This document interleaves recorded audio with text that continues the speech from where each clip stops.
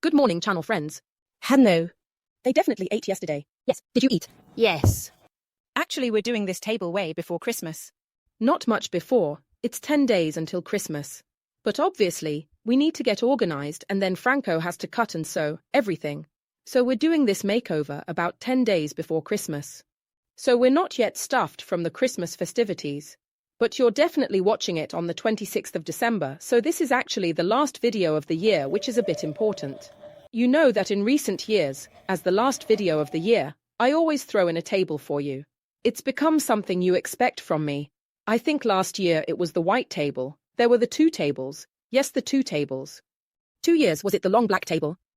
And this year, did we want to miss out on the year-end table? No, but this year, it will be a different table. It will be a more country-style table, an easy one. And I'm really pleased to show it to you because I see you're asking for more and more help, even in my group and tips on how to work on tables like this. We'll pay homage to its old wooden planks, but we'll also add some color. That's the right thing to do. We want to make it more special. Follow the steps. This is the last tutorial of 2024. Shall we start? Let's get started.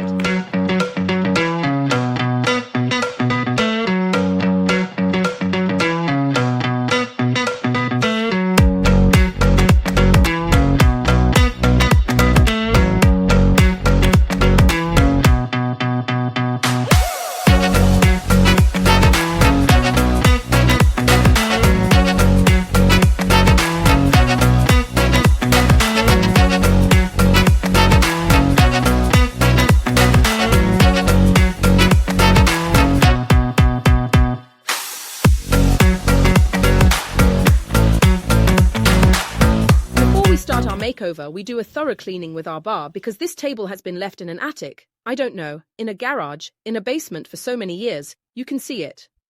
It'll become a little gem, but if we don't clean it, how can we justify bringing it home? Restorers say that wood should never get wet. I get it, but we're evolving.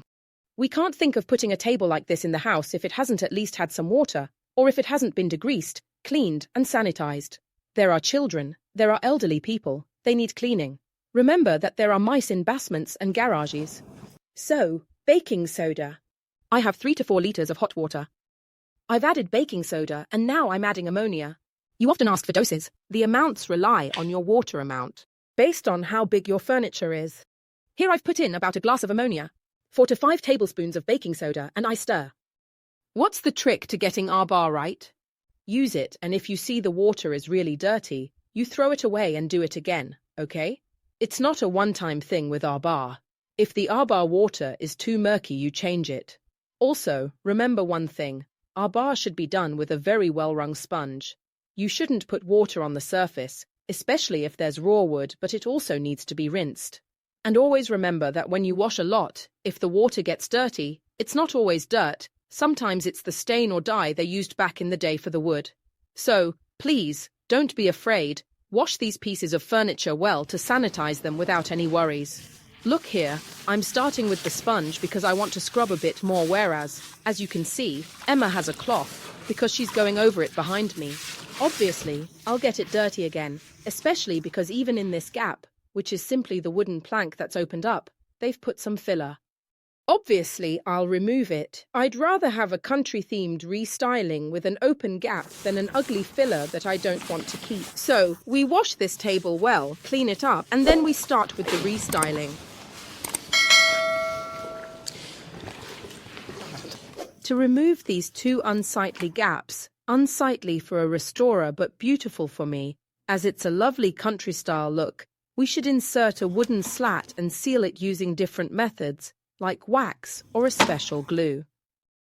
We like them because that's exactly what we need to make these 3 rustic planks stand out, perfectly creating the country style we love. But we need to remove this filler because using filler is actually wrong, especially since, as you can see, the color doesn't match at all. So, for years, they've kept it like this. Filler was used a lot a few years ago to fill holes in general, indoors, windows, even to stop drafts through the glass. But they've stopped using it because once it dries, it crumbles, and even for glass, it stops being draft-proof after a very short time. Now we'll remove it and clean the whole surface before starting with the pickling. Pickling is more of a sanding to bring out the beautiful grain of the wood. Make sure you use tools like I do, either ones you have at home or ones you can buy at an old market. Often at markets, you can find old tools from carpenters or people who've used them in their garages. Go and have a look at them in old markets before buying them new. Now, if you apply a little pressure, just a little pressure, you'll see that the filler comes off automatically. Okay, you see, it just crumbles and comes off. This is because even though I've already washed the table and slightly dampened it, it was still really compromised. I'm going to remove the top layer first like this, trying not to hurt myself, and then I'll go a bit deeper, trying to remove as much as possible. Now Emma is helping me with a vacuum cleaner to get rid of the excess, and then we'll carry on. You can use a geppetto, another type of spatula, or even an old screwdriver you don't use anymore to really get into the gap. Basically, you decide which tool to use. The important thing is not to wet or heat the filler because otherwise, it melts and you won't be able to remove it. So now, little by little we vacuum and remove.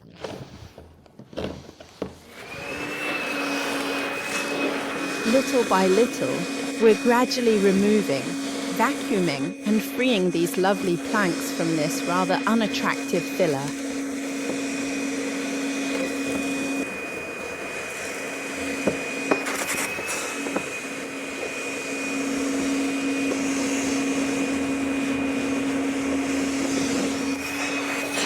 I start by sanding, not stripping, because first of all, it's a fantastic sander that doesn't create dust, so it's much less effort. Secondly, because I want to get down to the raw wood anyway, and I'll do it even after the paint stripper because I want to remove some scratches. I can already see from here quite a few cuts, quite a few scratches, quite a few burns that have actually been covered up over the years with this stain, with this varnish. As you can see at this point here, you can see the underlying paint is almost cooked and wrinkled. It could have been heated with a pot that was placed on top somehow. Maybe there was a cloth with a pot. It melted the underlying varnish. If you paint over it, you'll get a lot of crackles. So sometimes you get crackling for this reason, because the underlying paints have absorbed moisture or strong heat sources. So before deciding whether to sand or strip, clean the table, clean the surface, and look underneath. Is it worth stripping if underneath there are grooves, cuts, or burns that you need to remove with the sander? In this case, it's not worth it for me. So I put under my super sander a sandpaper that absorbs all the impurities, even connected to the vacuum cleaner, so I won't make any dust. It makes my work easier and doesn't ruin the wood because it has a very soft plate. In fact, look how soft my sander is, and I go to remove all the excess. But I reserve the right to see if it's okay like this or not because maybe underneath it's too damaged, and we'll have to do other steps.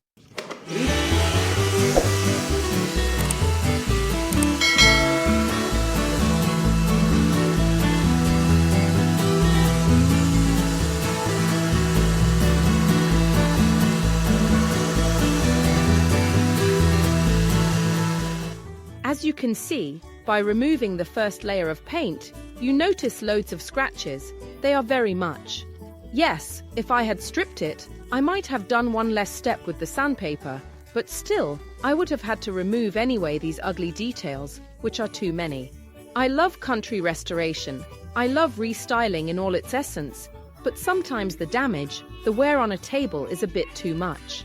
I need to decide what to keep and what to remove. In this case, there are many damages. I have to sand it.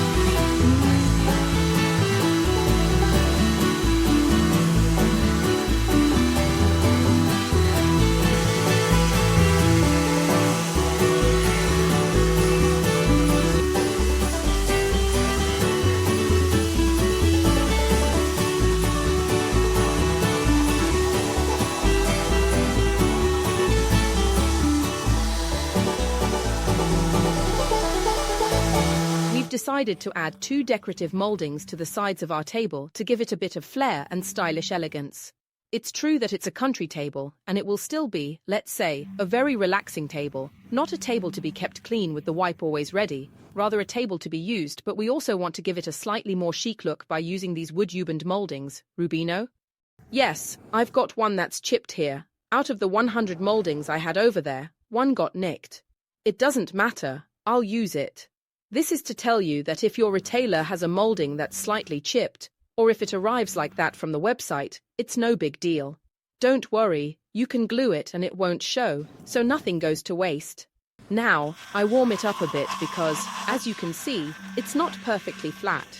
You can tell I've kept it in the box, maybe bent, and it's taken the shape of the box. I warm it up slightly on all sides. I've put some cardboard underneath to prevent damage to the table. Let's start by applying some glue. Always remember that if you put on too much, it will come out, but don't worry. Univil is a really good glue and you can absolutely remove it without any issues. It doesn't show. You can remove it with water and a brush. However, regardless, when it dries, you can't see it. You see, I spread a bit of it all over the molding. Emma, can you find the center for me? Yes. 65.5, we said. Exactly. Perfect. Here and from above to below, do we always measure by scientific methods? Let's measure. Come on.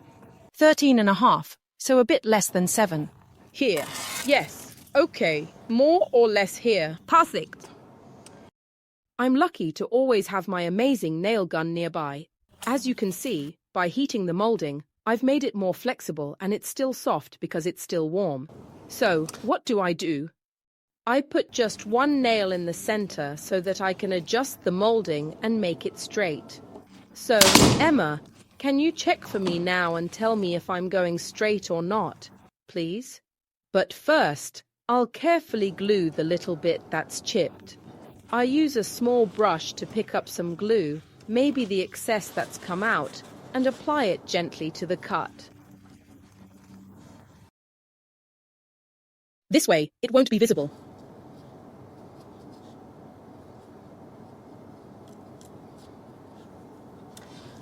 Right, let's measure. Straight. Is it straight? Yes. Perfect. Right, let's nail it here and here as well. It doesn't move anymore. A nail here and a nail here. It doesn't move, so it's well attached to the surface. Now, with my little brush and a drop of warm water, I'm going to remove all the excess glue. It's true, it becomes transparent, but you'd still see a bit of unevenness near the molding. This way, we remove everything. Emma wipes some paper to wipe off the excess. And I assure you that once it dries it looks beautiful, perfect on the surface. You can't see anything anymore. Using moldings is a great way to make a piece of furniture, like a table that might seem a bit too rustic to you, look more refined and elegant. Or simply to add a bit of character to a side that might have been too plain. It's time to paint our table and we've chosen, of course, True Love, a really beautiful, rich red. It's not just a Christmas red, it's a red that goes really well with the country style. And now you'll see how well it looks applied here. I'm using a pointed brush, and you're using an Elizabeth one, and... Let's start. You should know that reds are among the most expensive colors to produce because the amount of pigment needed to create a red is very high. In fact, even though red is highly pigmented, it's a color that needs more coats because it's not very covering. The pigment is very fine, very refined, so to cover more, it needs at least 2 pure coats.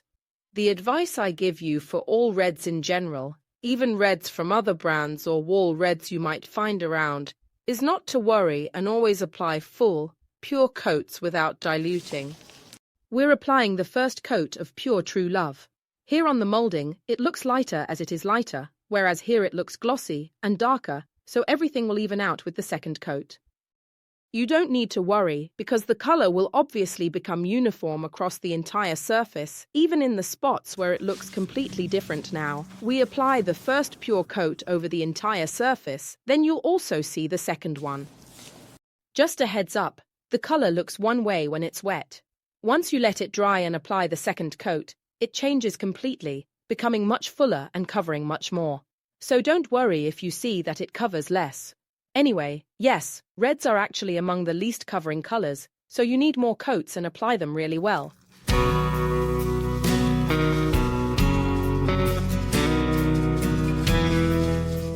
We've applied a first pure coat and then already done some touch-ups, meaning that as it dried, speeding up with the hairdryer because the air is a bit humid, we've already touched up some areas where there were more streaks. Now we're applying a second pure coat over the entire surface. Look at the difference when you apply a new coat. This is normal. It's a classic reaction that the color has when it's wet, so don't be alarmed if it happens. It's completely normal. The first coat and the second coat change subtly when dry, and then it becomes like this once it's final. Make sure, if you can, to use the crossed brush stroke like I'm doing now. This will help you achieve an even more uniform finish. You won't have any flaws, no marks, and it will cover even more. So on surfaces that allow it, like this one, apply the color like this. First in one way, then in the other. The molding is already covered really well, so I don't need my pointed brush anymore. I'll just give it a very quick brush like this, and that's it. I'll move on.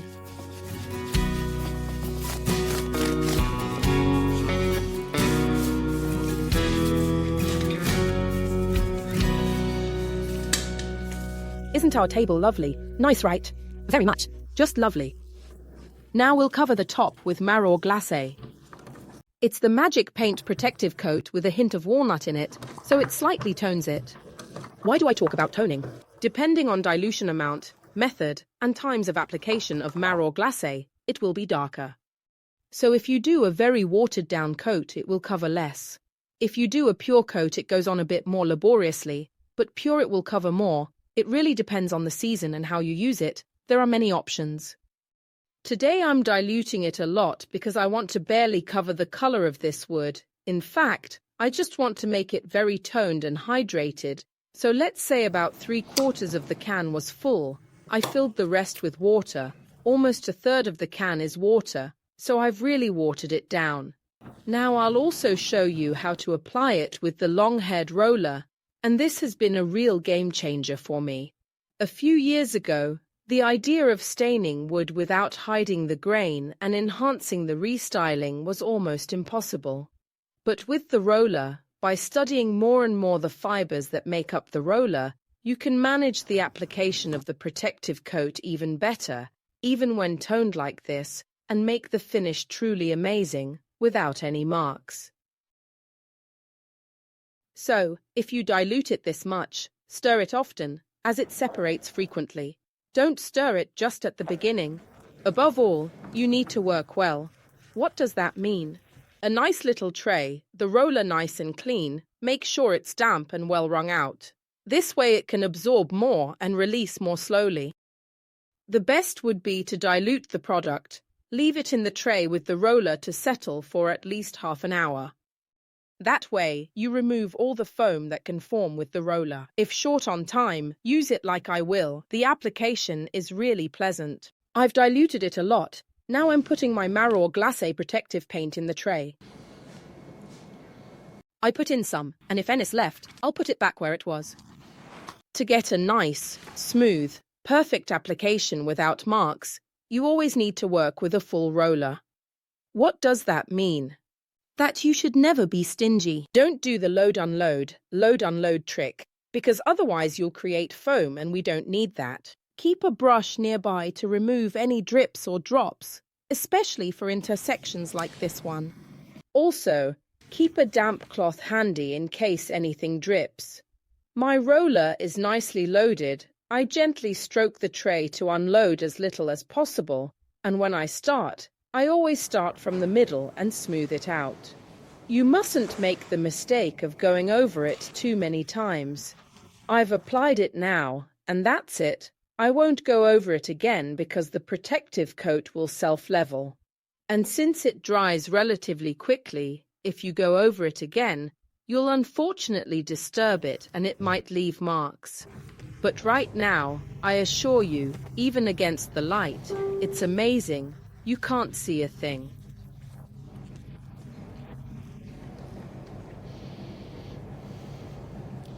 I've used the satin version of Marron Glacé, so it's got a smooth satin finish, and on this raw wood it will look even more natural. I smooth between coats, but obviously, I won't go back to the beginning where I applied the first coat because it's already drying there, and if I went back now, I'd unintentionally create visible streaks.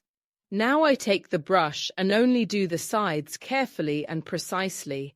I'm saying the sides because I don't want to use the roller to avoid drips, but mainly because I want to go deeply and thoroughly into the intricate wood grain this way, and also to correct any buildup of Marron Glacé that might be on the sides. I know many of you, out of an excess of precision, would be tempted to go over it again with the roller, but that's exactly what trips you up. Going over with the roller to get perfection on parts already done leads to defects because it's drying, and if you go over it again, you create grooves. So once it's applied, that's it. You don't go over it again. Let's move on and do all the other boards.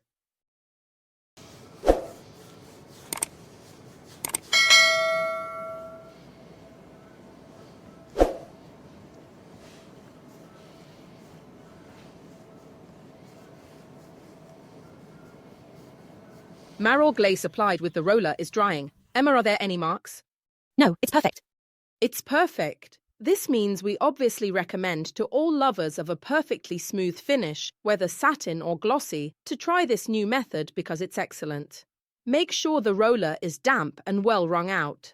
Now we're applying wax to the entire underlying structure while the top dries. I'm applying the wax as this is an important table and MagicPaint wax is very protective. I'm not worried about it getting damaged. I'm not gonna hammer it. I'll treat it well. If I wanted to protect the top surface one more time, in this case, I wouldn't go over it with Marron Glacé again because I don't want to darken it too much. For me, this is the darkest I want this type of wood to get. So, if you wanted to protect it even more, just apply a second coat of satin or glossy protective paint, diluted, okay? But not Marron Glacé. Not the wax.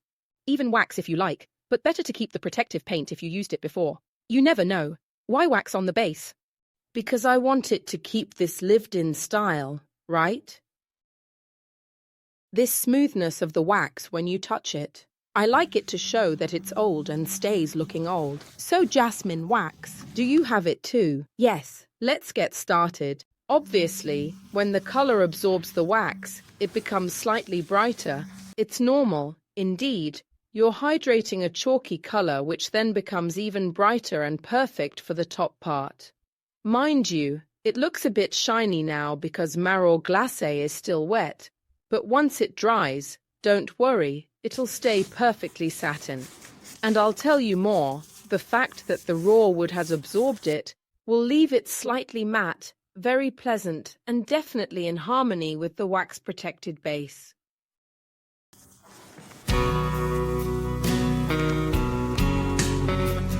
Lovely Emma, this is the perfect table for Christmas week.